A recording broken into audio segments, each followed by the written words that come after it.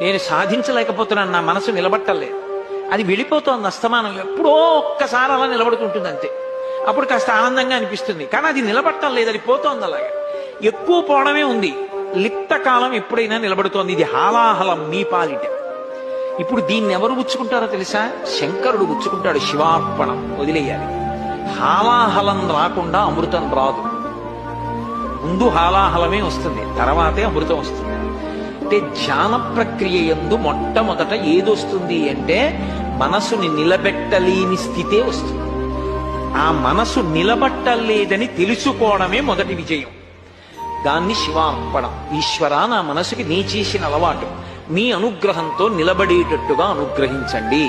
దానితో పోరాటం చేసి విసిగిపోకూడదు, మనసుతో దెబ్బలాట పెట్టుకోకూడదు, అనునయించాలి.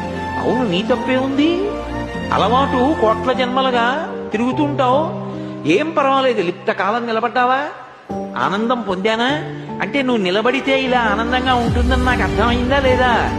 కాబట్టి ఇప్పుడు దీన్ని పోషించేవి తెచ్చుకుంటాను, దీనికి వ్యతిరేకమైనవి వదిలిపెట్టడం మొదలు పెడతాను.